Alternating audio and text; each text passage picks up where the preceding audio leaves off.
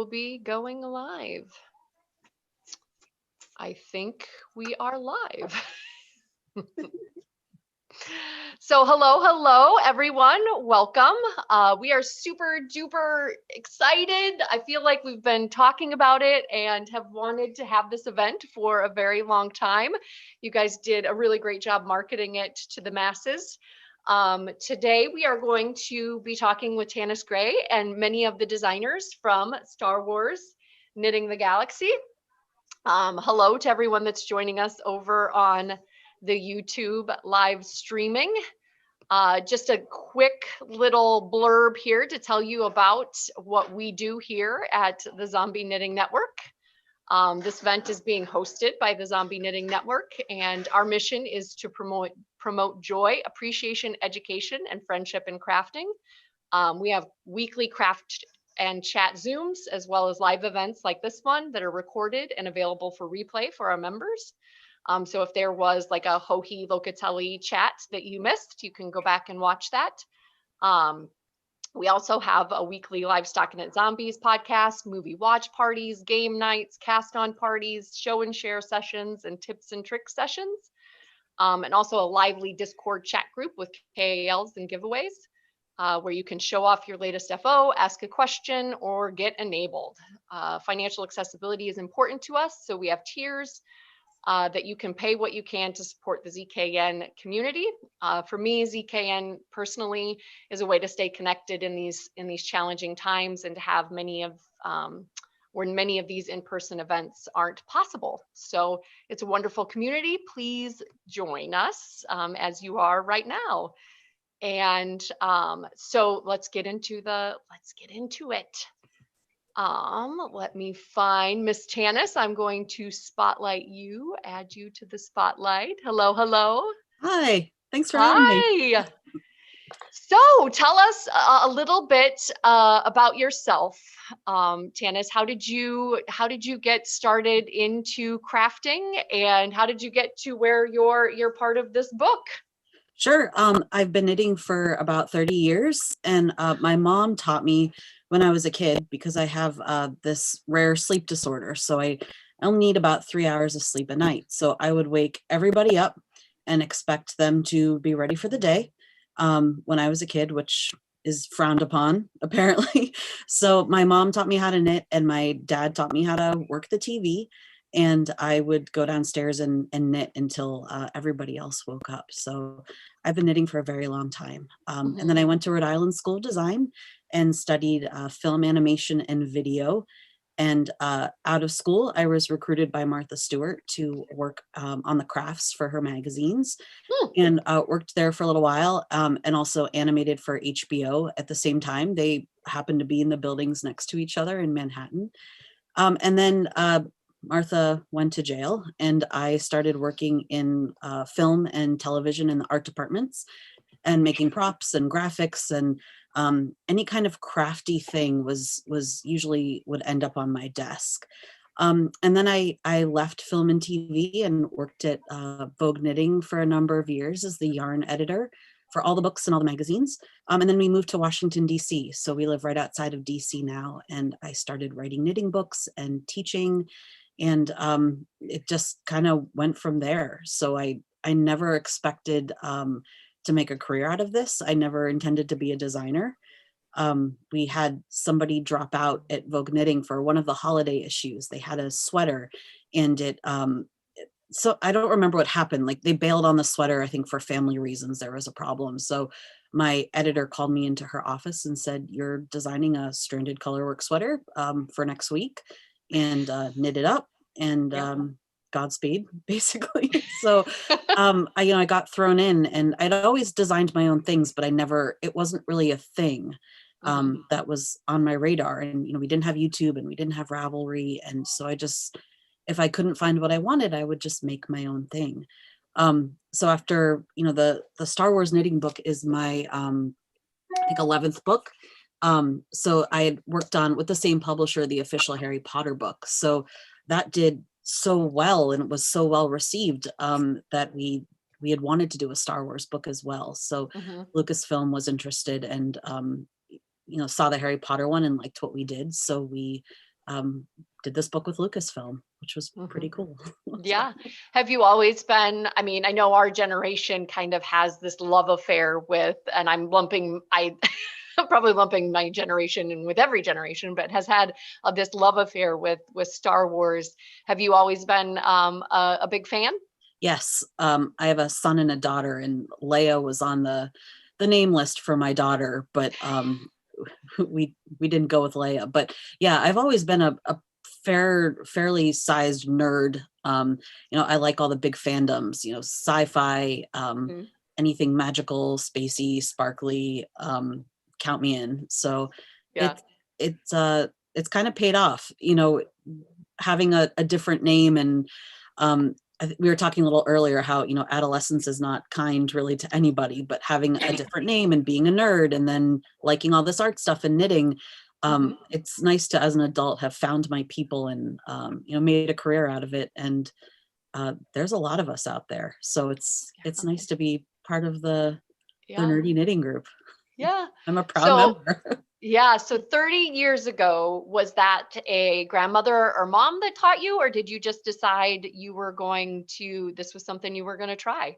My mom was knitting me a purple mohair sweater, and Ooh. I wanted to do what she was doing, and she figured it would be a good way to kind of keep me occupied while everyone else slept.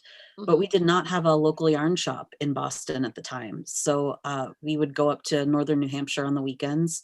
And I used to ski race, and we would be up there a lot in the winter for ski meets and things like that. So there was a knit shop up there, Yeah. and now it's like a tragic touristy ice cream shop. But it was fantastic. It was like a little barn, the yarn barn, of course, Yeah. and a fireplace, and it was great. So and the lady always wore bright red lipstick, and I've kind of always worn bright red lipstick as an ode to her. And Yeah. um, yeah, it's such a local yarn shops are so important, and they really, even as a kid, such a sense of community and Mhm. embracing, not all yarn shops would take an 8-year-old seriously, right? And Yeah. so for her to sit me down and say, today you're going to learn Fair Isle. And she gave me multiple colors and DPNs and said, like, just make some mittens.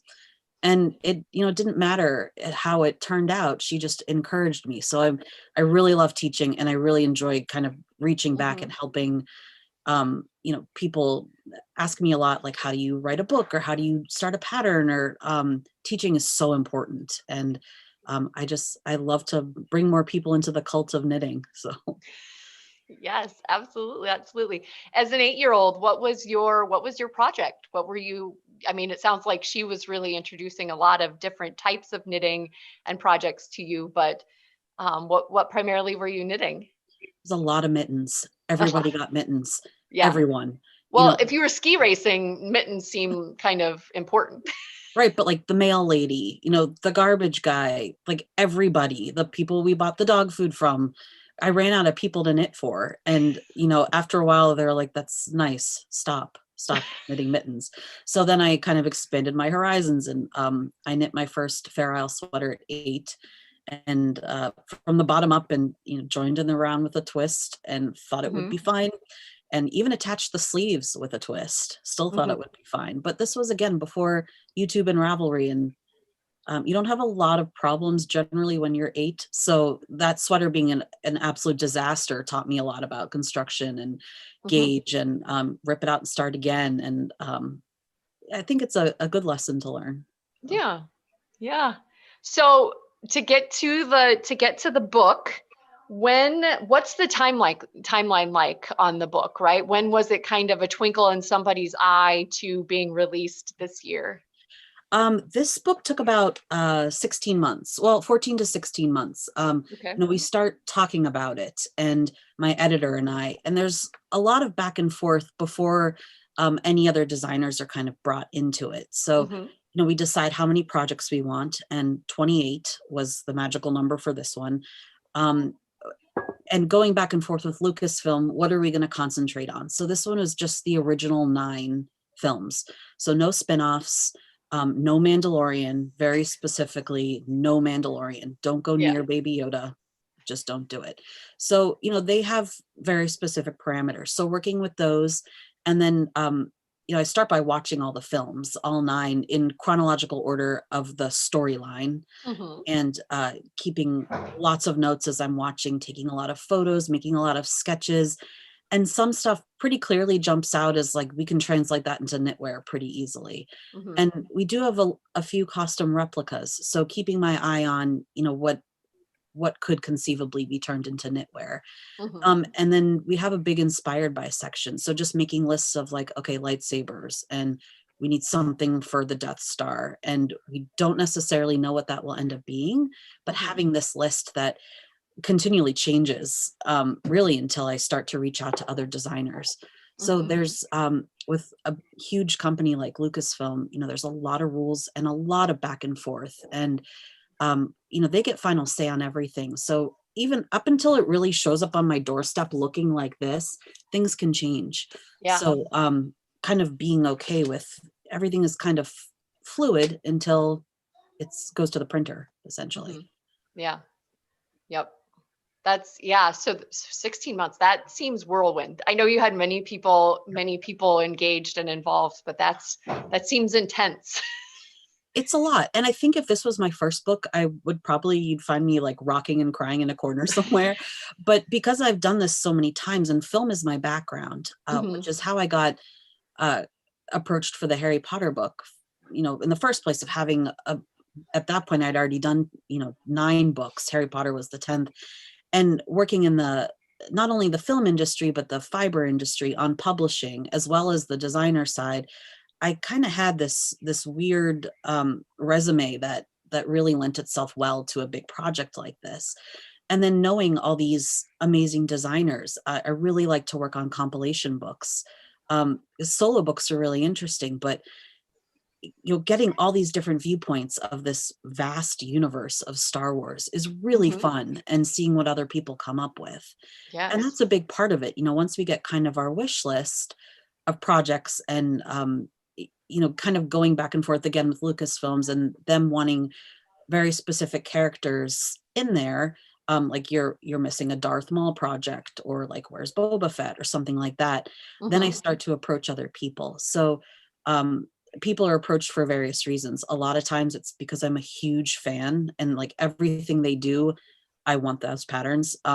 Like I know Carissa's here, and Megan's here, and Tristan's here, and Barbara's here, and they were gone after for a specific reason. They're fantastic designers. Yeah. And I am always lurking quietly on Instagram, stalking people in a non-scary way, and seeing what they do and how's their body of work. And like, they're really amazing with like their construction, and like, look at how they use slip stitches and things like that. So I approach them usually, on Instagram or email. And then some people are really good at specific things, like, you're fantastic at lace, so can you work something lacy for Star Wars? And they submit to me a submission. So that could have like a sketch, or a swatch, or um, something that Lucasfilm can look at. And Mm-hmm. we usually get about 3 times more than we end up using.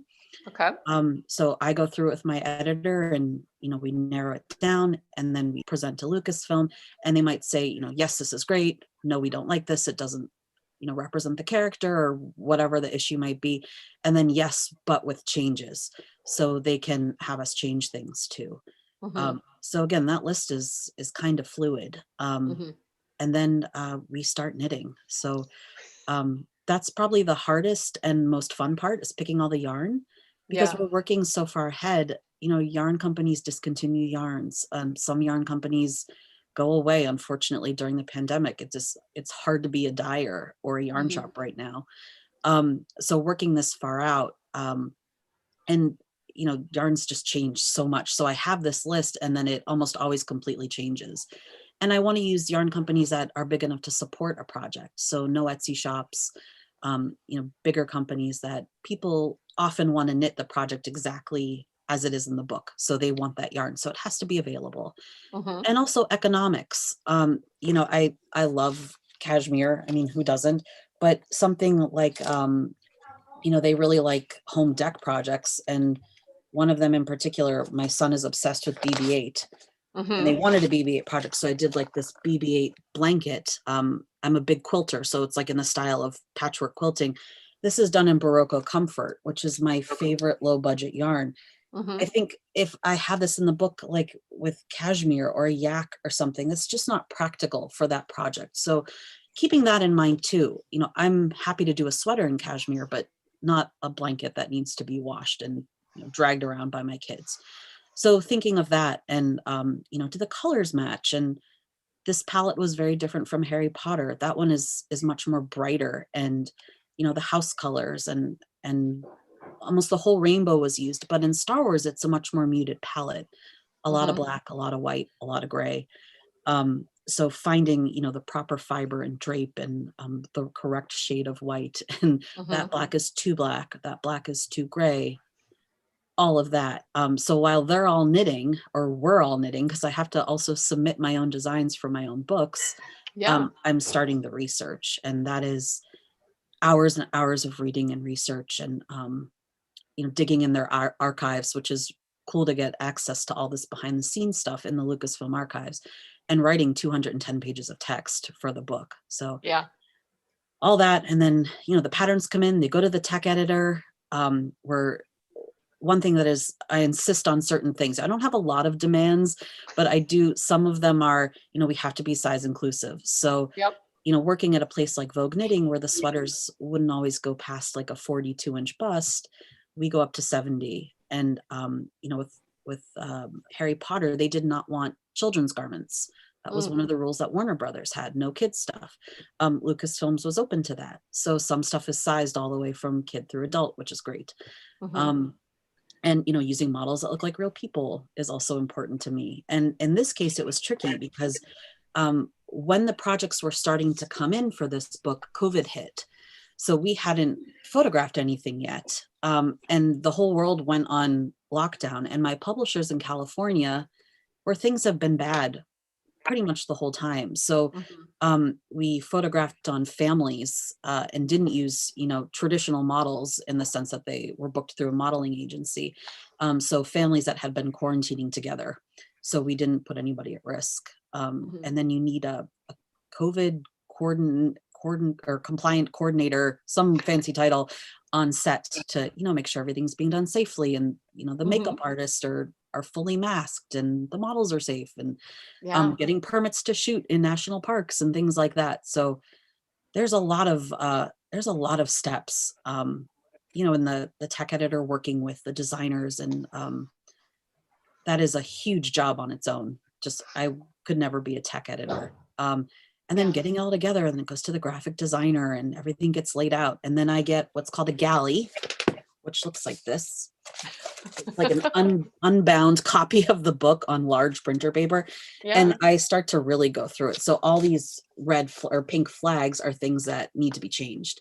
So it could be the yarn name is incorrect, or like the fiber content is wrong, or where's the legend for that chart, things like that. And then we go pure digital after that. So about 3 or 4 more passes, and then it goes to the printer. And then comes out, about 6 months after it goes to the printer, and shows up on my door, and it's a book. So Yay. it's kind of magical that, you work on this thing in secret for a very long time with all these moving parts and all these people, and then you can finally talk about it. So this was 2 books ago. I've written 2 books since then, and I'm starting this week another one. So it's kind of nice to revisit it, because that was a couple fandoms ago. Mm-hmm. Yeah. Yeah. Again, yeah. You hear about like actresses and actors going out on talk shows and talking about things, and it was so long ago that they actually made the movie, right? And then Yeah. now it's finally getting to the masses. So yeah, it's fun to be able to celebrate with you. Was there kind of a cornerstone piece that was at the heart of all of this, and things kind of rotated around it, or did, like you said, you had that core list and things kind of just wandered in and out? Having the list and the parameters of working with those 9 films, and then once we presented to Lucasfilm, them saying specifically, like, we need a bigger Darth Maul project. Mm-hmm. So that was one of their things. And he has such a short amount of actual screen time. He wasn't necessarily on my radar as much as someone like Boba Fett maybe, but he's a big fan favorite because of his double lightsaber. So, you know, going back and doing a very specific Darth Maul project. So here's Darth Maul, you know, the guy with the double lightsaber. And we did some mittens with his creepy face on them. And these actually got lost in the mail. The same designer who did these did the R2D2 mittens, and they were coming from Sweden. And I think it was about 8 weeks since she had mailed them, and I just assumed they were gone. And, you know, COVID was just starting, the world was shutting down. So I thought, I'm never seeing those mittens. So, you know, panic attacks, freaking out, somehow managed to get a hold of the yarn company. So it all kind of shut down. And they were going to go in and overnight me yarn. And I had just had unexpected wrist surgery. So I was not able to knit. Finding a sample knitter who could knit these like in a couple days, rush them to the shoot, and then of course they show up the next day in the mailbox. So, you know, you're also dealing with that. And a book I just finished, you know, stuff coming from all over the world, you just really hope it does show up, because even with a tracking number, it doesn't mean it's going to magically show up. So that's probably my least favorite part, is whatever the equivalent of yarn chicken is with mail chicken, you know, just hoping everything shows up. Yes. And Beth is here. She sample knits for me. You know, she hand delivers, which I appreciate, because you just never know what's going to happen with the mail service. Yes. So I was trying to flip through here. You know, you kind of mentioned there's categories. So there was toys, costume replicas, inspired apparel, and home decor. And you've got a few patterns spread throughout, but you've got the droid throw pillow set. Yeah, and I'm not a huge home deck knitter. I don't typically design home deck, but they really like it. And you know, I ended up having a whole lot of home deck. So maybe I'm a convert. I don't know. It's fun to design. I just, maybe because I have a 3-year-old, the thought of like willingly leaving hand knits out, knowing that something bad is probably going to happen to them because everything is sticky and gross. My life sticky, might stainy. change. Yeah. Which is again why we use superwash in our house. Yeah, there's some really cool stuff. Everything in another thing that I like about the books that I work on is everything in there I would want to knit. I'm not a fan of, you know, camp has its place, but I really like garments that I would actually want to knit, that I would wear. And I like, we call them deep dives. So one of my absolute favorite characters and projects is General Leia, and she wears this like stunning, this is like a floor length blue thing. And Carissa, who's actually here, like was very clever and just took, you know, like the notched collar and made this beautiful sweater. And I love that. So that's what we would call a deep dive. Or another one that one of the staff at my publisher got overly excited about was the Palpatine scarf. So, you know, he's like the ultimate baddie. He wears this like super long, almost priest-like vestment, red woven silk thing. And if you look at it closely, while it is woven silk fabric, it looks kind of like a cable pattern. So turning that into a scarf knit the very long way rather than the short back and forth, it doesn't necessarily scream Star Wars, but if someone says like, hey, I like your scarf, there's a conversation right there. You know, well, actually, it's, you know, the evil guys thing. And it's like letting your freak flag fly, but only you on mute. you can tell people once they compliment it, right? Right. Well, in this one too, you know, this is a direct replica. In Anakin's bedroom, he has some pillows, and you know, you wouldn't necessarily notice them because it's a pretty quick scene. And then later on, he's a horrible actor. Let's just say it. This guy, he wears the same fabric as like a shirt. So I took that exact thing and turned it into a chart. So I like that kind of sneaky, like upper echelon of nerdery kind of designs in my nerdy books. So. Yeah. So if you had, let's suspend reality. If you had time to knit and there was something in here that you hadn't knit yet, what would be the thing that you're really jonesing to cast on right now? I think Megan's sweater, she's also here. I'm trying to find Yes. it. You can never find The the one. Order of the Jedi? Yeah, because I'm obsessed with stranded color work. It's pretty much all I knit and all I design really. Mm-hmm. So they always ask me to kind of break out a little bit in these books, like just Yeah. step a little bit away from the stranded color work. And these are my favorites, the Wookiee socks. I'm not a Yes. huge sock knitter, but they're so cool. Yeah. Um, and I don't know, I love Tristan's giant Padme wrap because I am Mm-hmm. freezing right now, and that would be really handy to have. Yes. Yes. Which, Padme wears this, it's like a beautiful, almost like cape scarf thing. And when you're watching this film, you wouldn't necessarily think, hey, that would translate really well into knitwear, but Mm-hmm. it really did. I'm trying to find a better picture of it. There's just everything in here is really cool. It is. It is. So that would keep you so super cozy. And it's just basket weave. It's not hard. And that's another thing I like to do in my books is I want to make sure not everything is skewing super advanced, Mm-hmm. because not everybody's a super advanced knitter. So having as equal parts as we can, beginner, intermediate, advanced. So your skills can also grow, with the book. I like things to be approachable and, not stuff that's so overly complicated that it's a pretty book, but you'll never knit anything from it because it's just too fussy.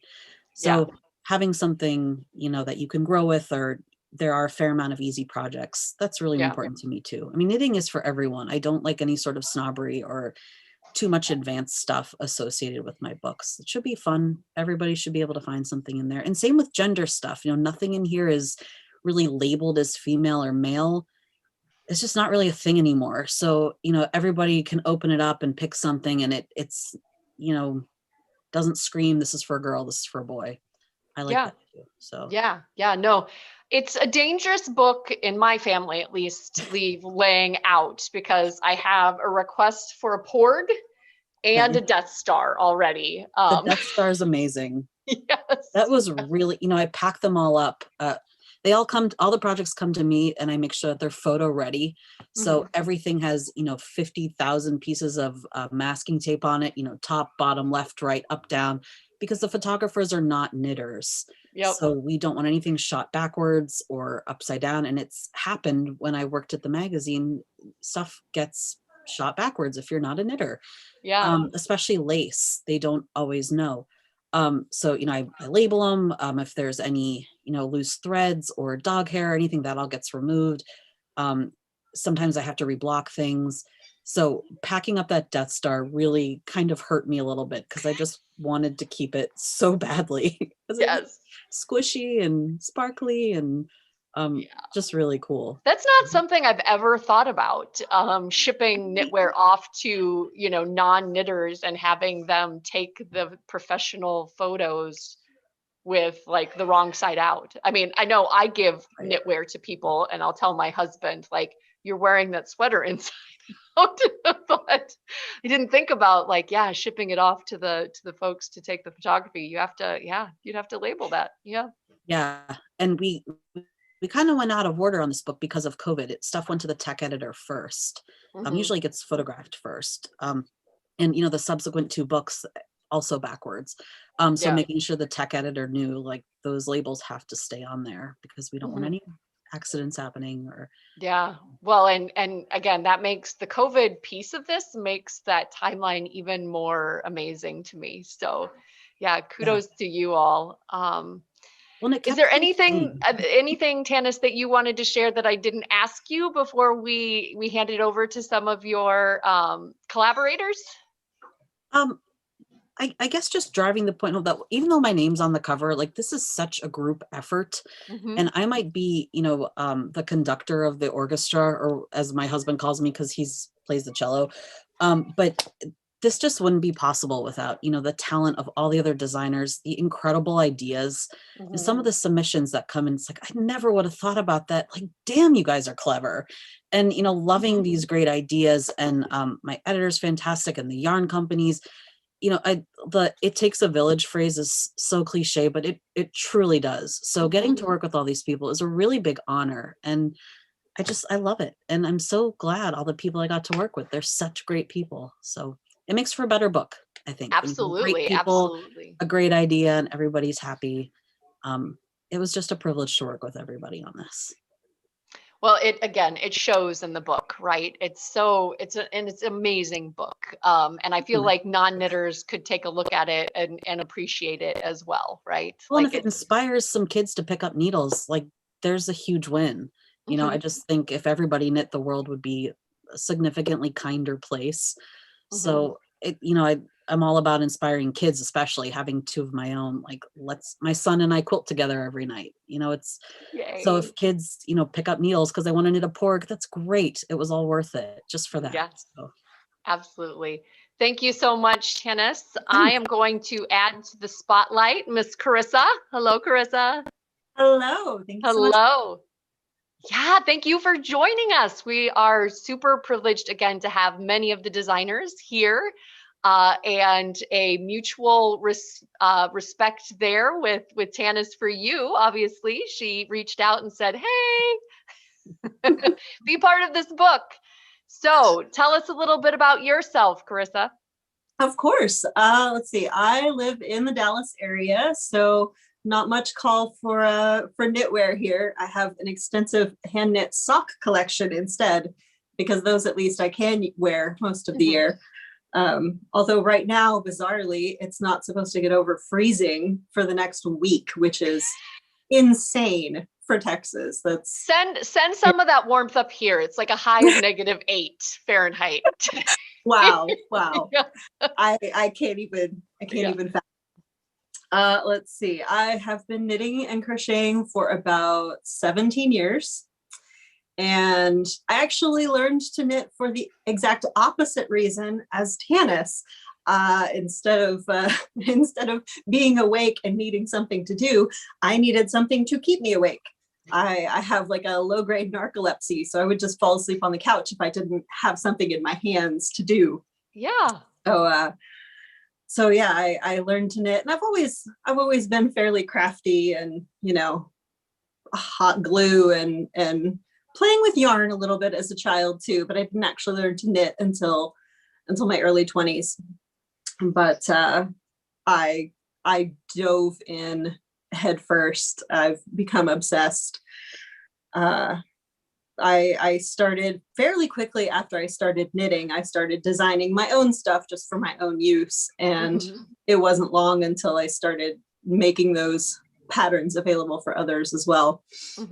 But I have a math background, so I love to play with geometry and angles and finding new ways to construct things that look familiar shapes, but built in a completely different way. That's really my passion. And like Tanis was talking about, those deep dive. Yes, Tanis, I am rocking my sample of the Leia sweater. I'll get to that. Don't worry. I love those deep dive patterns that Tanis was talking about, where it just looks like a sweater, there's nothing fancy about this, but if someone compliments it, you get that that chance to fly your freak flag. But unless someone asks about it, it's just a sweater, it's not anything weird. This is really the only one of my patterns from the book that is that type of pattern, though. And you're not going to walk around with your Death Star and be like, not usually, no. I mean, you should. Yeah, I could. It's true.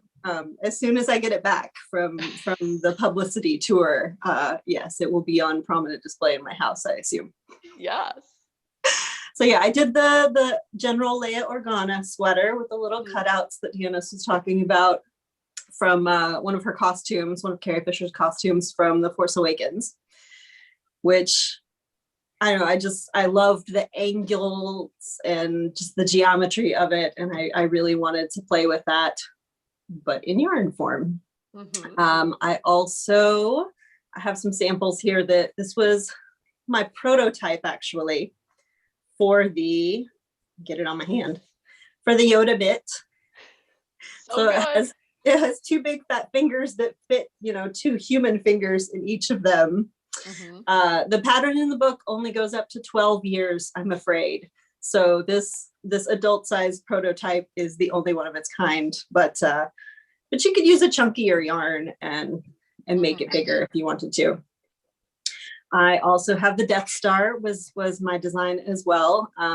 I do not have that here or another sample of it, unfortunately. And then I'm going to mess up my hair, but that's okay.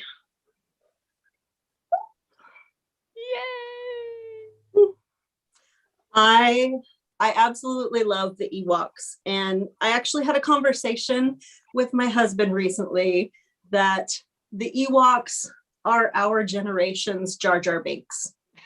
That we might think Jar Jar is the most annoying character in the world, but it's possible that people who were children when, you know, the next 3 movies came out actually like Jar Jar, whereas people who were adults or maybe not even born yet whenever Return of the Jedi came out might not be so crazy about Ewoks.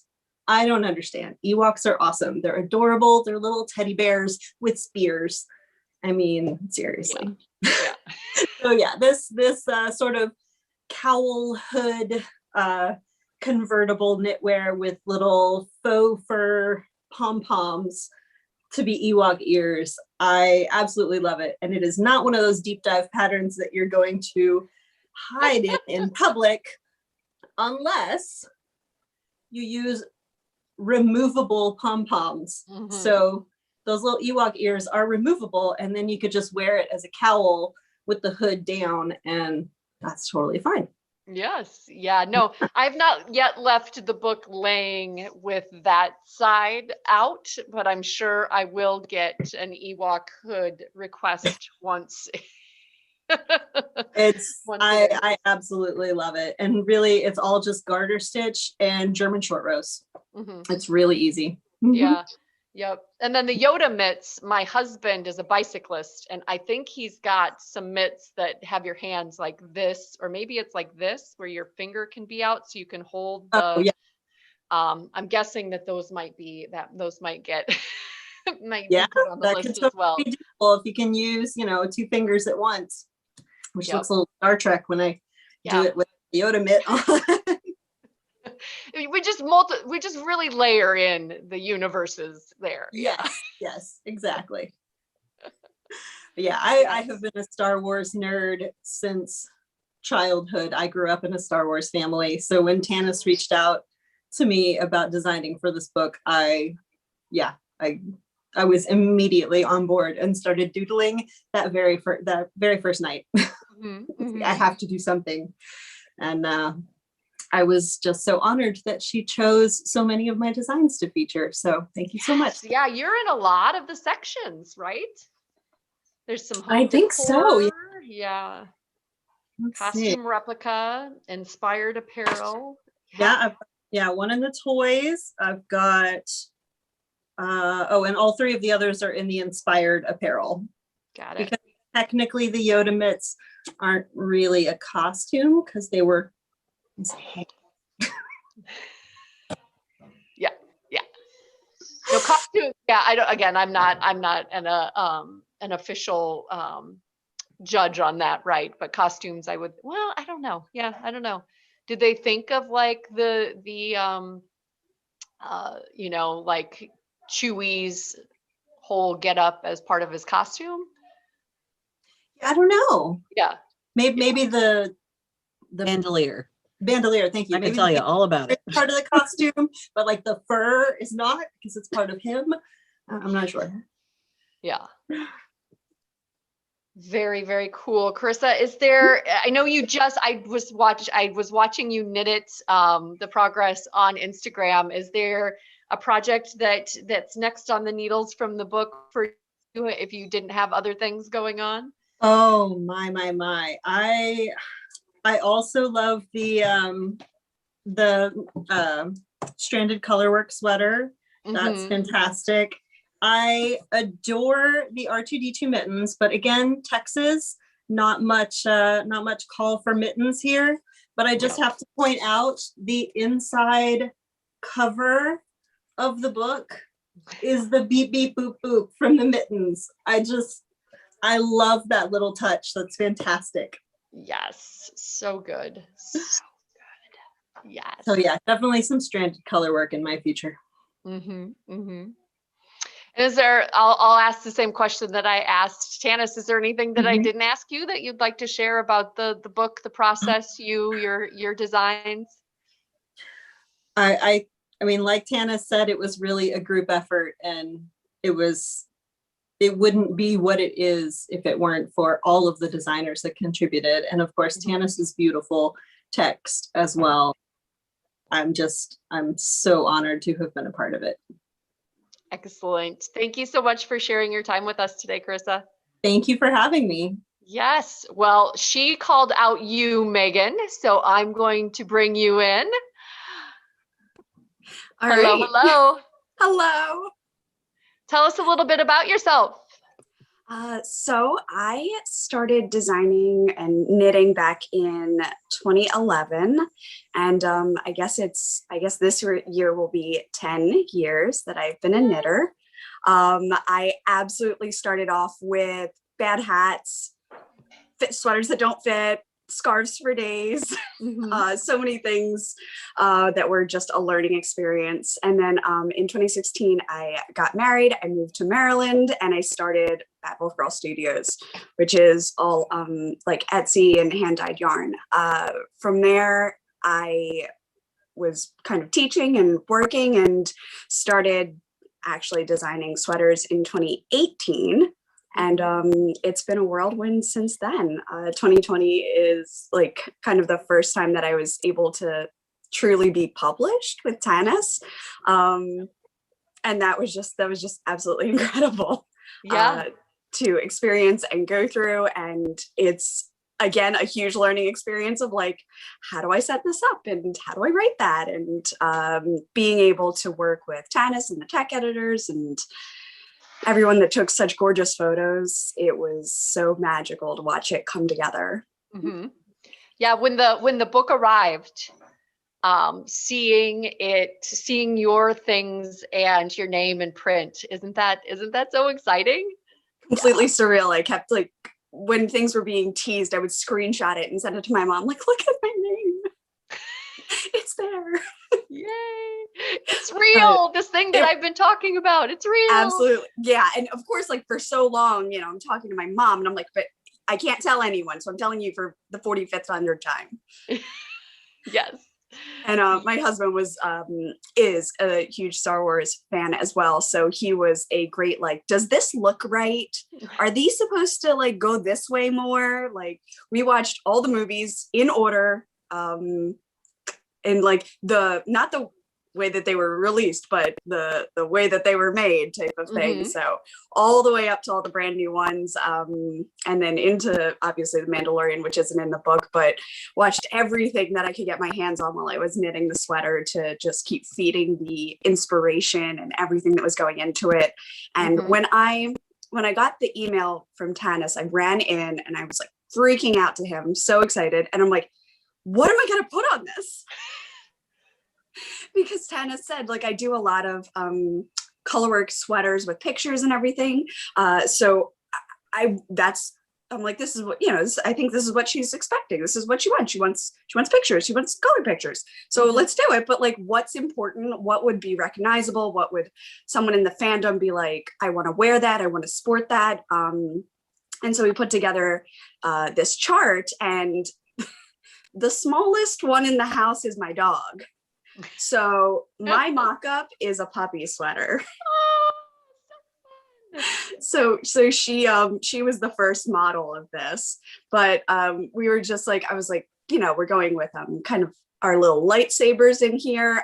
This was one of the first times I did 3-color work in a pattern, but it just made them even more special. Some stars, got some Yoda and our alliance, kind of for the seal on the shoulder, and we're just pulling in different colors again. But this was the idea that kind of sparked everything. And I didn't realize that I could just send in like a drawing. I thought I needed to knit a sample. So in the time that I got Tanis's email to the time that it was like due, I was furiously knitting this, trying to like send, show off what a photo or a picture of it would be. And I didn't realize that I could just draw it and color it in. It was a But lot now of your work. dog It was has like an awesome sweater. I mean, no regrets, but like in future, I was like, well, that was more work than it had to be. Whoops. But no, it's been absolutely incredible. And being able to like hold the book. I mean, the book itself is stunning. We all keep holding it up, but it's stunning. It's solid. It's so pretty. And then being able to see all these photos that they put in for you were just like absolutely incredible. Just, oh my gosh. Just, and this chewy. Yeah. This is on my knit list. This little guy right here. He just cracks me up every time I see him. Though my husband wants a porg. Yeah. That was his request out of the whole book. Wants the porg first. My concern with the porg in my family is if I knit one for one of my Star Wars fans, I'm going to have to knit one for all of the Star Wars. It's like, oh boy, I'm going to be mass producing porgs, which I guess that would be fun to have a little porg army. Yeah. Just one corner of your room, just like porgs everywhere. If only they would multiply. Like that would be perfect. Like just sit it two of them in the corner and then they start like tribbles. Yes, like tribbles.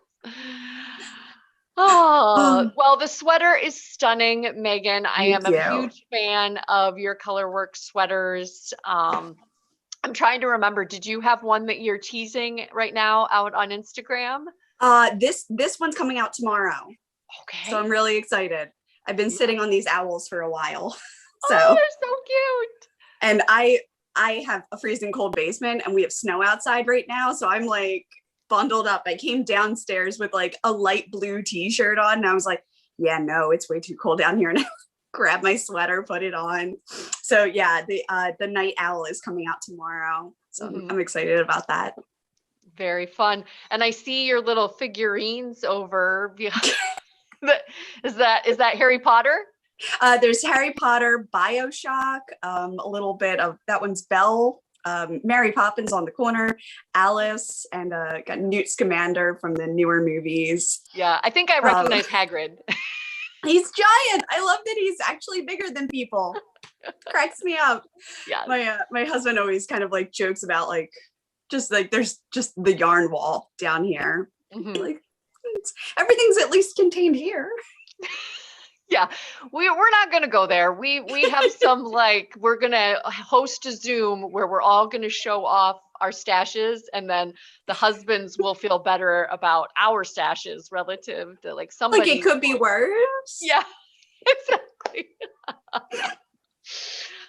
Thank you so much for your time today, Meghan. Again, absolutely love your designs and your name. Thank you, Meghan. So married into it, did on purpose. Yeah, excellent.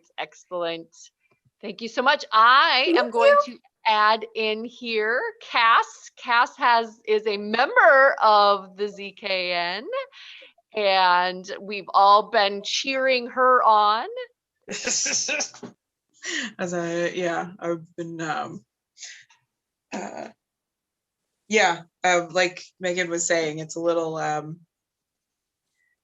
crazy surreal stuff. Like I watched Knitting Daily a lot, so like I kind of saw an email from Tanis and was like, I think I just had a stroke, like we need to go back a second. Like I don't think that was actually what I just saw, but I'm just gonna read it again because I was on the train, so yeah, it could have been not pinch you, you're dreaming.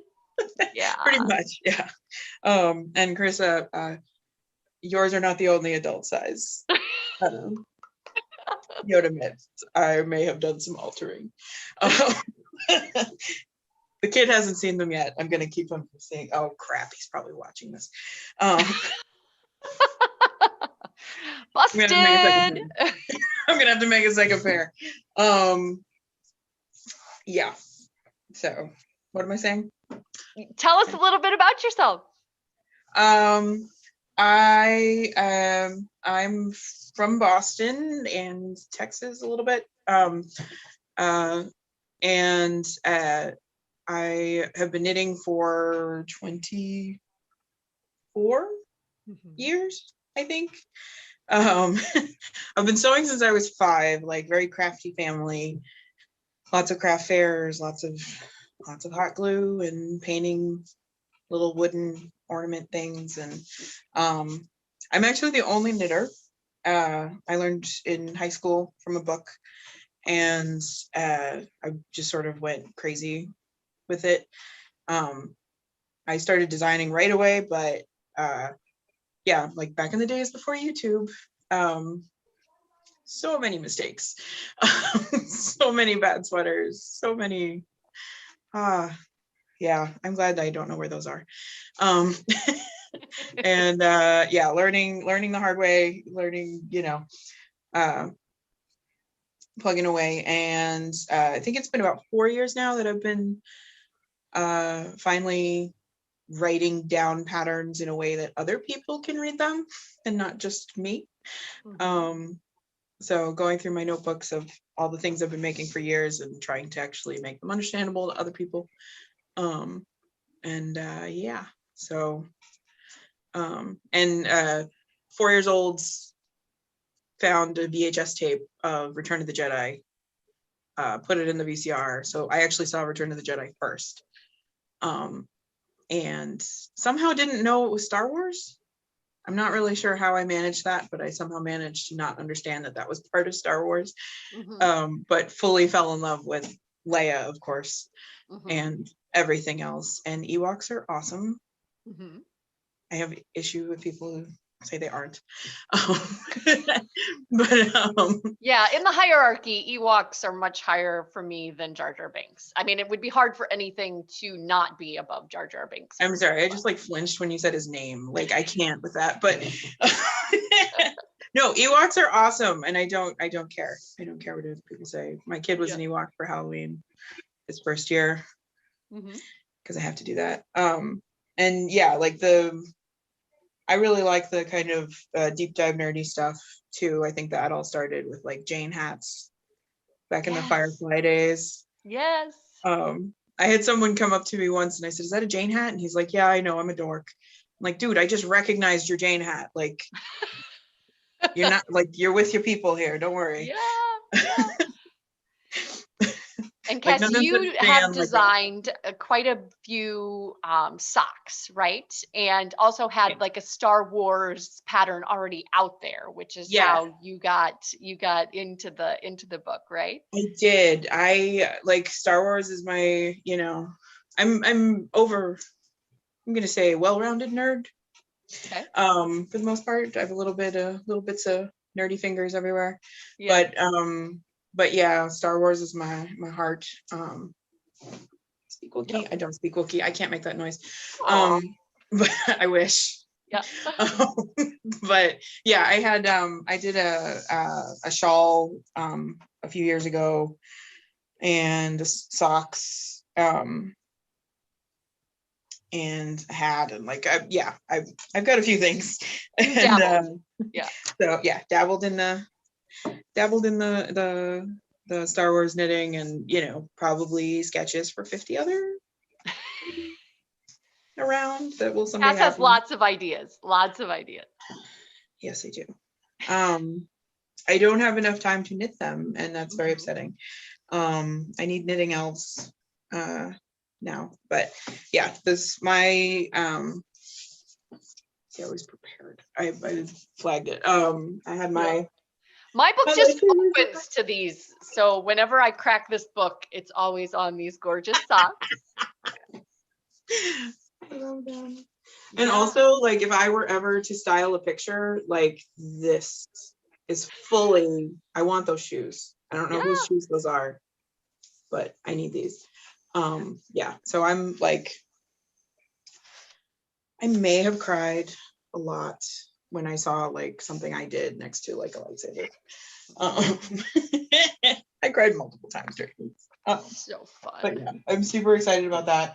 Everything in this book is really on my list of things, because I mean it's all great, and I live in a cold climate, so I will totally be making those lights R2D2 mittens. Those are definitely going to have to happen for me, and I do want that little Chewy. He's so cute. He is so cute. I I don't think you would have him for long though. No, Your son would confiscate him for sure, for Yeah. sure. For real. Yeah. And oh, I love the lightsaber socks. I like that. So this one's the kind of, the purple one, right? But you could make it Mace Windu. the blue and the red, right? Yeah, it's technically it's a universal hilt, because I got super detailed with the hilts for a second. And yeah, so that's my biggest problem with not making another pair right now, is I can't decide what color to make them, because I really want all of them, and so I'm gonna need lots of them. Yeah. When But we yeah, my went, best friend already you could build your own lightsaber. And at Disney, and there was all kinds of hilts, there was all kinds of colors. It's hard to make decisions about things. Like, it is, and it's like makes you wonder if the Star Wars characters like actually shop kind of like the wands in Harry Potter for their lightsabers.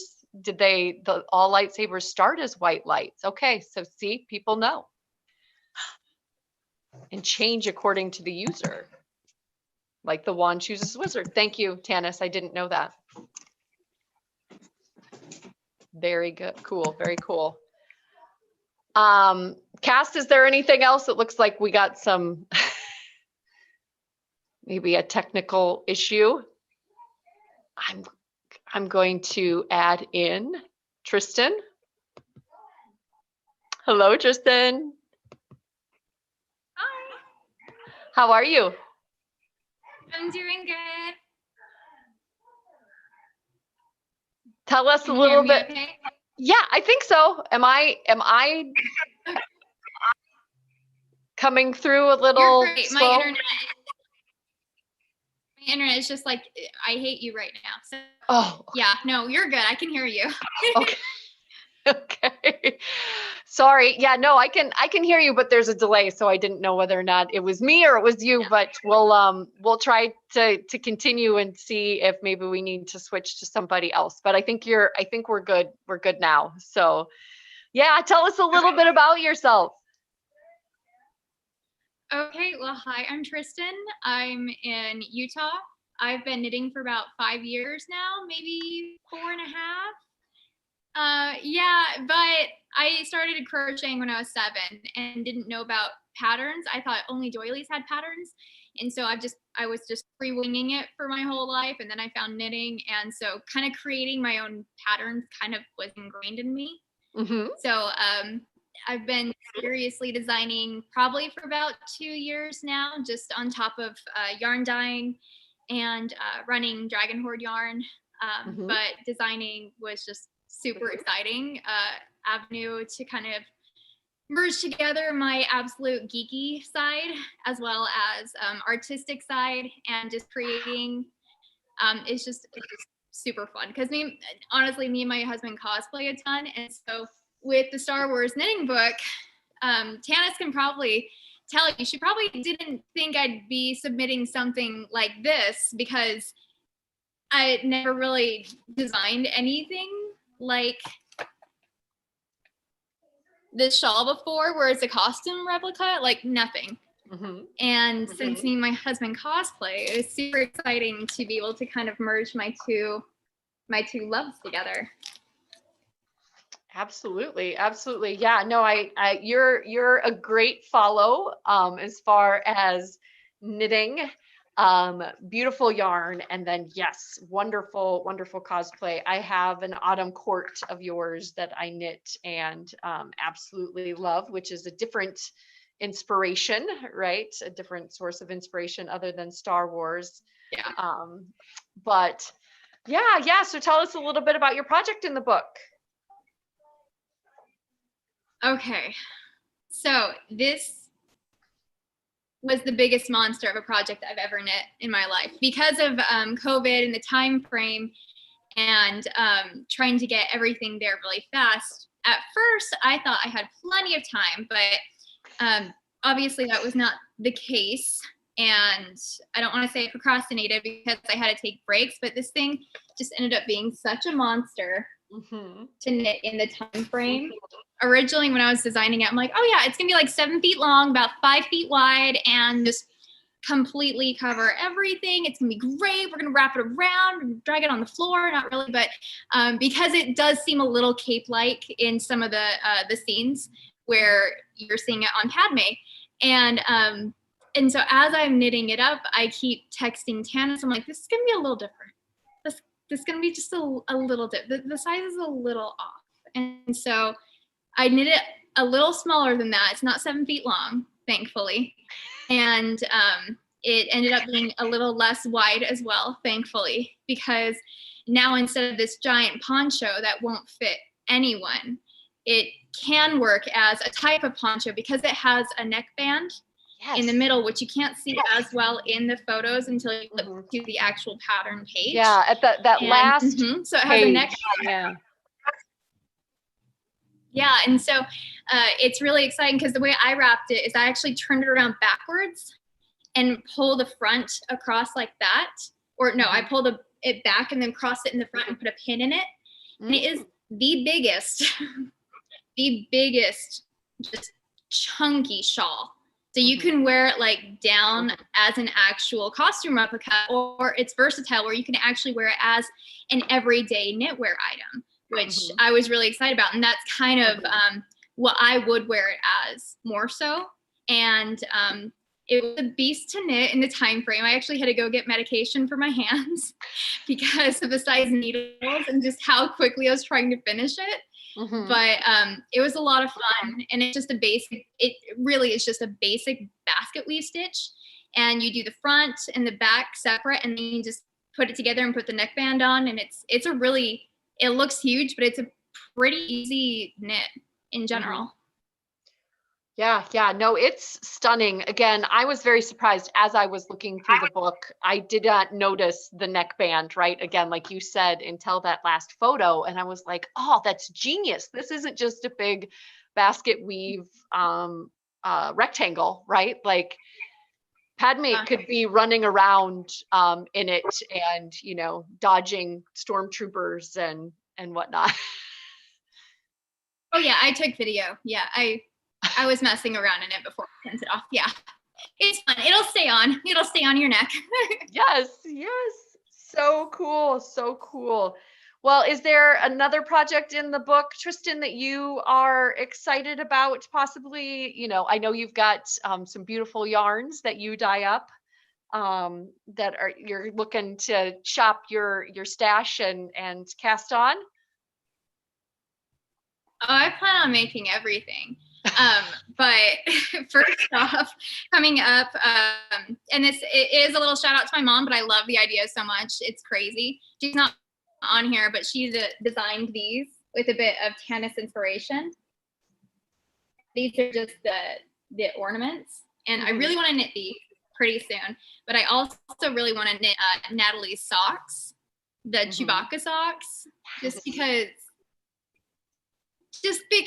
I mean, and can you imagine adding like fringe to the top or anything? I totally geek out at so many of the things on here, but those Chewbacca socks just gutted me instantly. Yeah. I was looking I plan at on knitting those ones really good. I was looking at the Chewbacca socks and thinking that if you added a strand of mohair in there, that would be pretty fantastic too. Oh my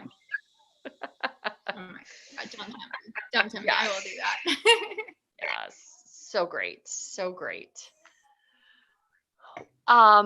Tristan, is there anything else that you'd like to share with us? I really appreciate your time and coming and talking about the book. Again, I'm super excited about your wrap as well. Again, I think it's super genius. I love that it's knit up in worsted weight. So it would be really fast, right? You think so? I think so.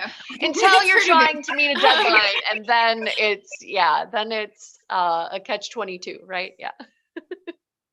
Yeah, unless you're trying to do it in like 2 weeks, like super quickly, and yeah, and mathing it all. But I just want to like, I seriously, it's hard to find. It really is hard to find a knitting book where you want to knit everything in it. And I am just so floored at all the talent that got put into this book, and just with Tanis, with how many patterns she actually has in this, and all the stuff she was going through during it all with her hands, and just finding everyone who kind of fits within this little niche of the geeking knitting universe, and putting them all in here. It's just, I'm so excited to be a part of this with everyone, and just want to thank Tanis again too, because this is really incredible. Yay! Awesome. Thank you, Tristan. All right. I'm going to add in Natalie. Hello, Natalie. Oh, you're on mute. There we go. Hello, how are you? Good, good. Tell us a little bit about yourself. All right, well, I am in Southwestern Ontario, Canada. Okay. I actually have to apologize in advance. I've not even seen the book yet in person. Our mail is extremely delayed, and we're still on stay-at-home order, so I can't even go to a bookstore to see it. Yeah. So this is the first time I'm seeing a lot of the projects. But so yeah, I'm in Ontario, Canada. So there's a lot I've seen today that I want to knit already, like that big wrap. I just finished a wrap, so that looks perfect. I'll answer the questions in order that the other people did, I think. Okay. So I don't remember a time that I wasn't making, like, I don't know, 3 years old. Yeah. Some form of crafting or another. I've done wood carving and painting and everything pretty much.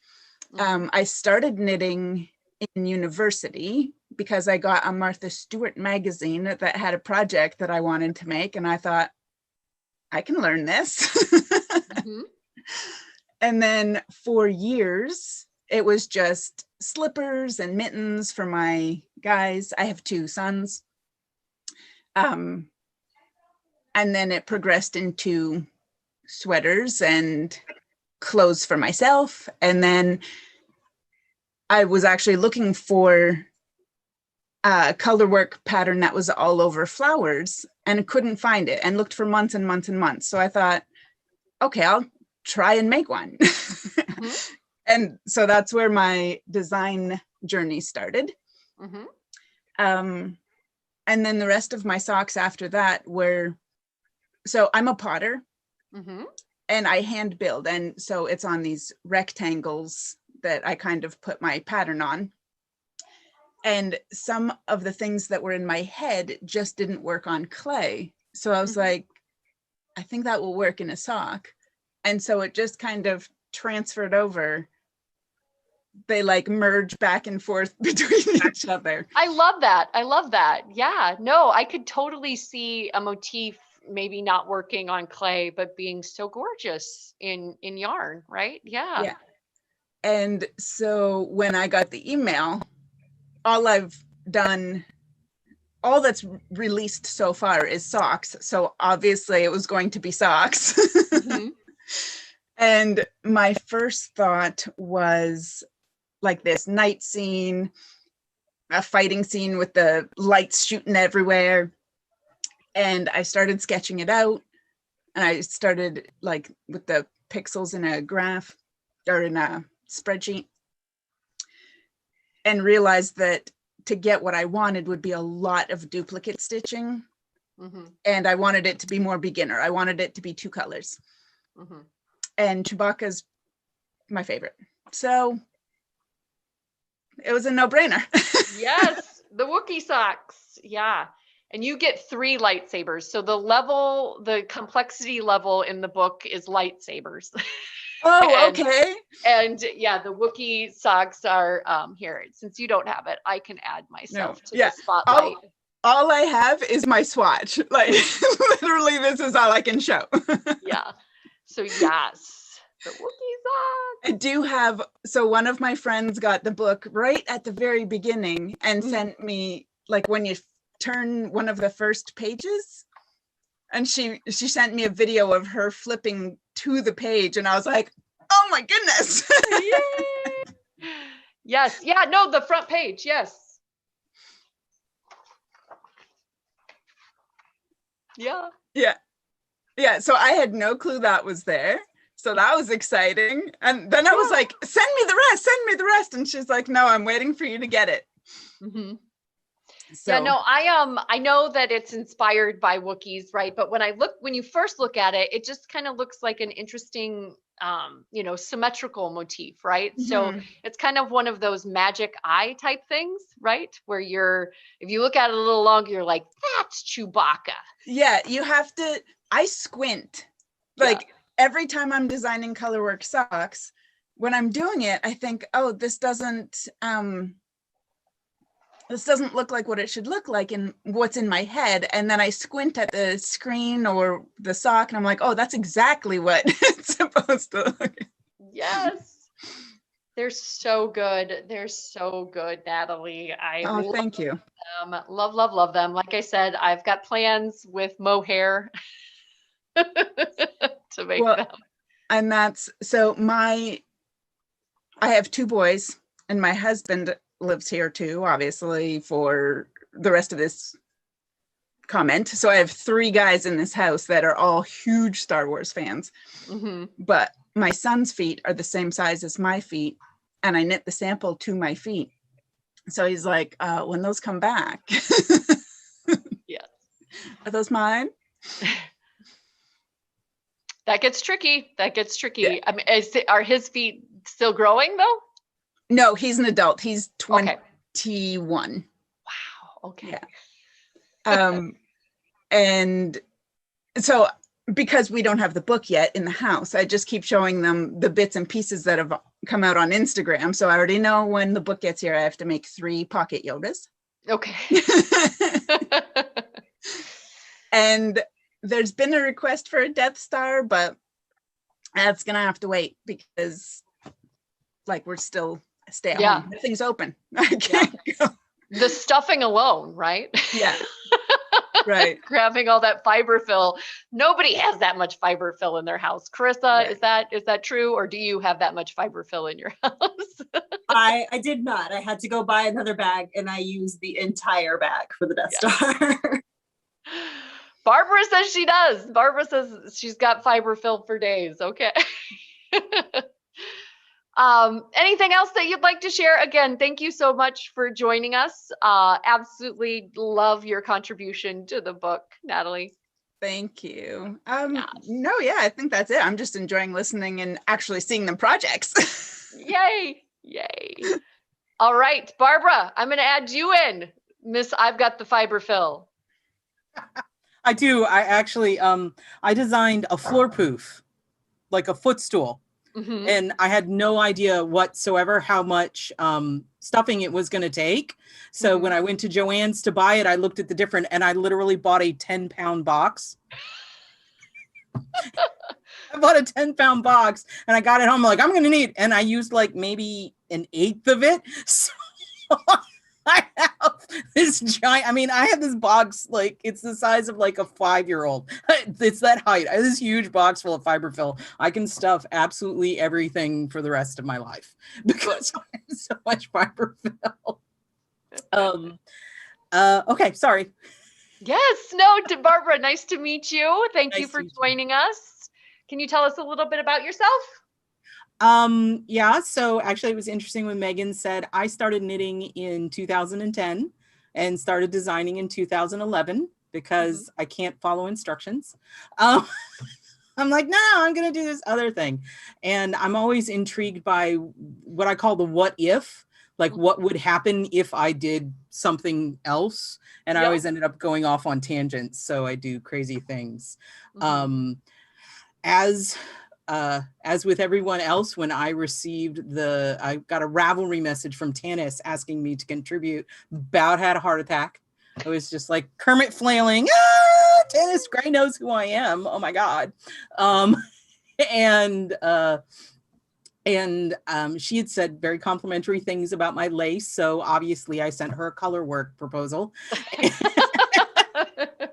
I am inherently a lazy knitter. I like designing things that look like they took a whole lot of effort, but in reality they didn't. I call it bang for your buck kind of situation. I don't do stranded knitting at all, mostly because I'm right-handed, but I'm a continental knitter. And when I try to strand with yarn in both hands, it's like knit, knit, knit, knit, caveman. The right hand will not cooperate at all. I can't get that motion. So stranded knitting is really not in my wheelhouse. So I fairly early on became obsessed with slip stitch style or mosaic color work, because I call it cheater color work. You're just knitting stripes and slipping stitches, and you're not juggling any floats. You're not doing anything fancy. It's just knitting stripes and slipping stitches. So that is where I come at it from. It was wonderful that Tanis invited, and I was just excited. I mean, I made up some proposals. Proposals are not my strong suit because I have a difficult time. So much of what I design is experimental. And so a lot of it happens on the needles. And trying to communicate to someone else what I'm attempting to do is a challenge. So I was just excited about the idea that my proposals were going to be sitting on someone's desk at Lucasfilm. I mean, if that was as far as I had gotten, I still would have been, hey, somebody at Lucasfilm saw my name on something. And that's enough for me. But I was super excited when my piece was selected. Also super excited to be participating in a collaborative book like this, because I understand all the stuff Tanis was talking about, because for my books, I had to do, when you're just doing a book by yourself, you got to do the whole thing. You got to write the whole thing. You got to source all the yarn. And it's a whole lot of work. And I had to work with tech editors, and letting Tanis take all of that, totally happy. Like, what? I don't have to deal with any of that. I just knit it and mail it off. Rock on. That was. I can totally relate. I coordinate knitting events. And so if I can go to a knitting event and just participate, I'm like, woohoo! Yeah, my first book, I had to take the PDF. We took it to like a Kinko's and had them print it out, because they just sent me digital, and I needed to go through the galleys with a pen and look at it. And that I brought back some trauma there with Tanis showing it off with the sticky notes. It is well. And I had problems because I was working with a publishing company fairly new in the knitting industry. And I had things like, on the third go round, one of the layout designers noticed I had a pattern that was partially worked flat and partially worked in the round. And one of the layout designers noticed that the legends for the two different charts were inconsistent with each other. So he fixed them for me and took the one where the one said right side, wrong side, and the other one was knitting around, and he made them match. And I'm like, no, this is not how this works. And now what do I have to go through and look through the whole book again to see what else you changed for visual consistency? That totally borked up my knitting. So that was fun to not have to deal with that. My pattern in the book, it's slip stitch color work. And the idea behind it was I wanted to design, I've been playing with this idea of how to make slip stitch color work look as close to Fair Isle as possible, so that people look at it and their immediate thought would be to assume that it's a form of stranded knitting. But again, I cheat. I'm lazy. I don't want to do that. So to make it look, and I really wanted the pattern to, if viewed at a distance, people be like, oh, that's just a cute Fair Isle piece. Yes. But then when you get close up, you're like, are those tiny spaceships on there? Because I just wanted the idea of little tiny TIE fighters just filled me with joy. And I don't know if, I think I can show it. Yes. The Tanitaf, and that's, I believe they're just called the TIE fighter hat and mittens. But in my brain, I think of them as the Tanitaf fighters because it made me laugh. But yeah, they're just little tiny TIE fighters. Yes. Just flying around, and they just crack me up. You totally accomplished that, Barbara, because Like, when I looked at it, I was like, again, this is where somebody could come up to me and you could let my freak flag fly, right? But otherwise, people are just going to be like, oh, that's a pretty cool. The thing that I did not catch was that it was mosaic. So it is. Kudos to you. Yeah. Yeah. It's just, and that's, I'm trying to make it, I'm trying to trick everybody. It is. It's just, and what it is since it's knit in the round, it's knit in one row stripes. So that's how I was able to miniaturize it, as opposed with standard mosaic, you're always doing 2 row stripes. So, and there are spots where it's really non-standard where you're working, like you'll work 2 rows in one color and then 1 row in another. It's playing with those proportions to try to make it look more like Fair Isle. Because the thing that you can easily do in Fair Isle that is very difficult to do in mosaic is have large chunks of solid work. Because those large chunks of solid work cause weird bunchiness to it, unless you plan it just right. And I don't know why Tanis decided to contact me, but there's a part of me that thinks it might have to do with like the first 6 designs I did were all inspired by the Frank Herbert novel Dune. So I have a whole series of Dune patterns, which I'm so excited for that movie to come out. And if there's a Dune book in the works, Tanis, I will hunt you down if you don't contact me. I have this idea for this incredibly difficult, like mind-bending, Niebling-esque shawl called, it is by will alone I set my mind in motion, like make something like impossibly hard. I have a shawl called Ready Player One, which is from that. I have a pair of mitts in my second book called To Warmly Go, because the lace motif looks like the communicator badge from Star Trek.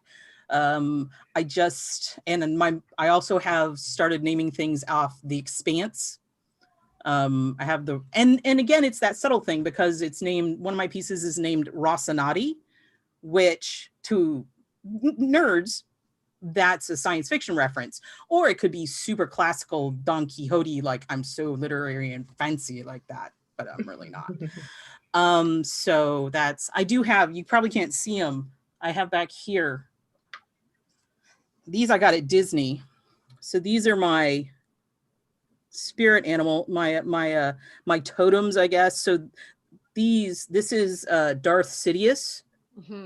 I have a pet rabbit. You can see the fuzz. These, I just thought it was hysterical that these are the villains, but they're so cute. So this is Darth Sidious, and you can see his little lightning bolts. Yes. And this is Count Dooku. Look how cranky he is. And this the eyebrows at the angles. He's just, look how cranky he is.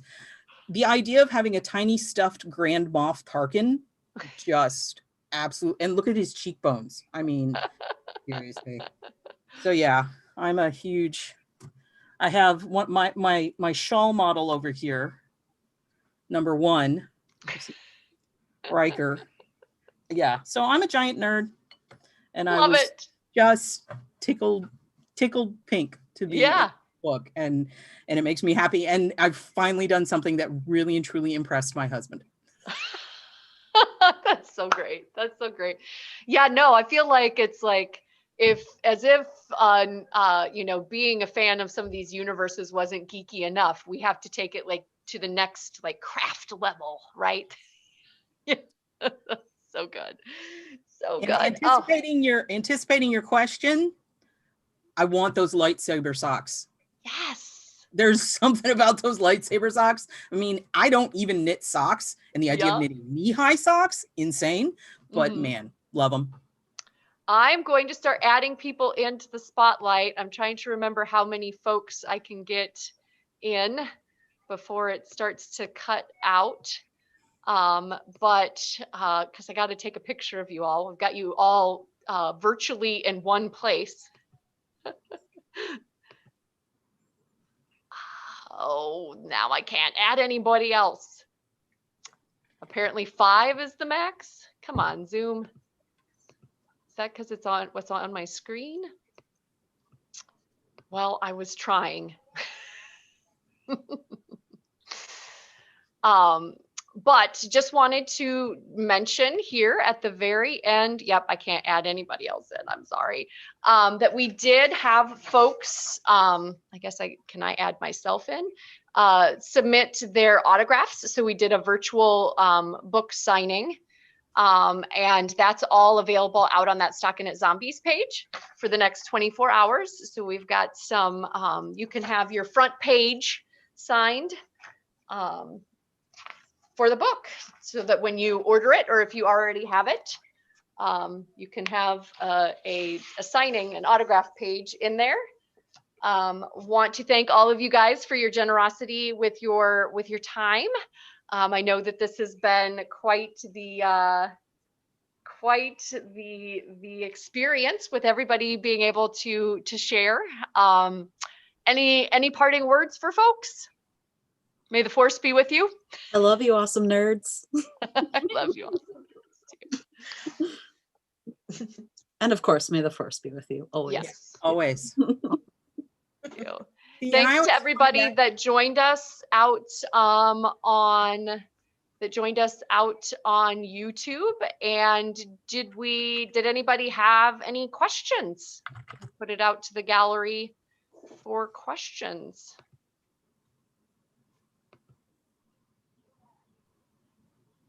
I just have nerd comments, but my nerd comments can wait until the live stream's over.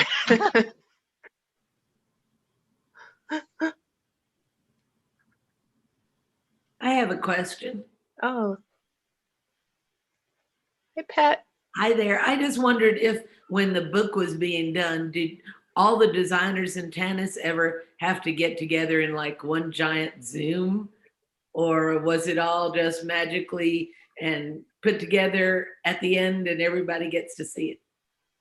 It magically comes together at the end. A lot of people didn't know who else was in it, even though we were working on the book. I'm actually kind of surprised they didn't make us sign an NDA, but everything is pretty top secret. And 2 books after this one is like They Will Come Take My Firstborn if I talk about it. So it just depends on the franchise and who's in supercharge. So. Yeah, I would have to say that it sounds like from what we've heard is that Tanis is the magic, that she's the cog that brings it all together, right? Absolutely. Yeah, it was kind of fun going on Instagram the day after we were okay to show like the first image, and it's like, oh, all these people I follow are in the book too. Exactly. I was like, oh, I'm in a book with this. It's like, oh, she's in it. We should do like a Zoom party. That would be fun. Party. You have to celebrate. I mean, wow. And again, I marvel at what you had said, 16 months. We had interviewed Nitty Joe. I believe she's on here. Yeah, Jessie, yeah. So yeah, her book, and just hearing how long that one took, 16 months feels like a breeze. I mean, just feels is crazy fast. Yeah, crazy fast.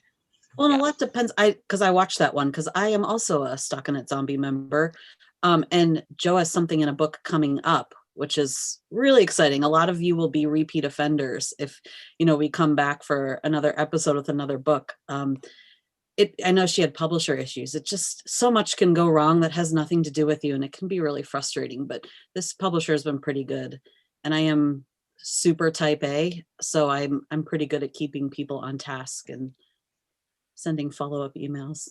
Oh man, I love a good taskmaster. Thank you, Megan. She's my taskmaster. I know. My heart is like, I feel like Tanis and I are like of similar ilk. So Yes. There's from another mister. Yep. deadlines and details and communication. Yep. Very important. Very important. Well, I was super excited when I got the email from Tanis that my project was the first one that arrived. I was like, Ooh. Overachiever. There's always one. I'm like, woot. We've been having so many delays with the mail for the whole COVID. I thought this is never going to get there because it took so long for my yarn to get here. And then I was like, I have like 4 days to knit these socks. Well, we had so many customs issues, Mhm. and I feel horrible that you don't have your book yet because I've done a lot of these like virtual book tours, and your project's my favorite. So I was like, look at these socks. I'm like, the poor designer hasn't even seen the book yet. Yeah. It'll get customs here. is a bear. It's tough working Yeah. with customs. We had a question about whether or not you picked a tech editor or did the publisher pick one? Yes, that's another thing I insist on. I like to pick my tech editor. It's probably, other than my editor, it's the biggest relationship outside of my editor and I. So working with someone that you like and who does a good job is really important. So, and I also refused Jar Jar Binks. That was further up in the chat, but that was another on my very small list of demands. No Jar Jar Binks projects in this book. Okay, so now I'm gonna have my anecdote about Jar Jar Binks. I wrote it down.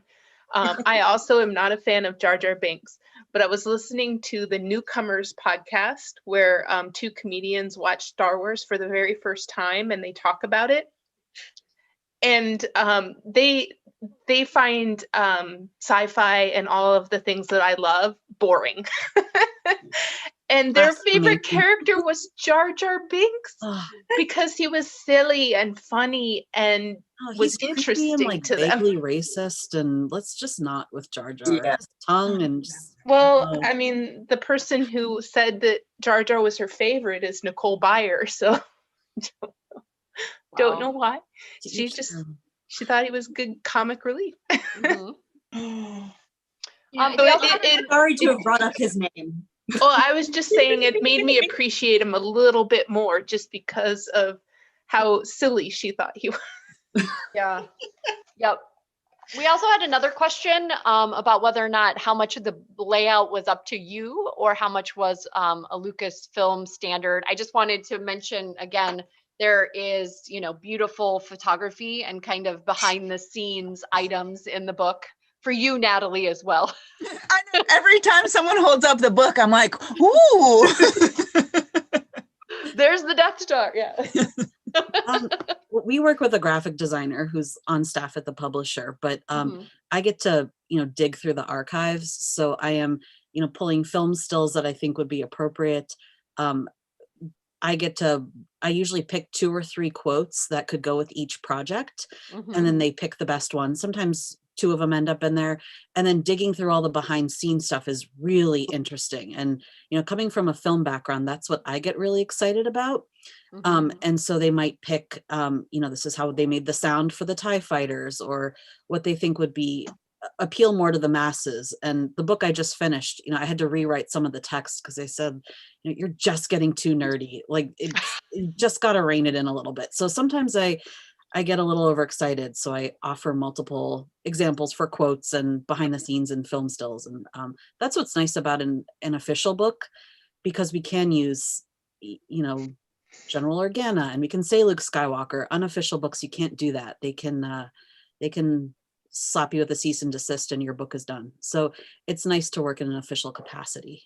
Yeah, absolutely. Yep. We need the extended edition with all of the too nerdy stuff. The B cut. Yeah. Tell them they're wrong. They're wrong. Yeah. Who cares? You got to pick your battles. Yep.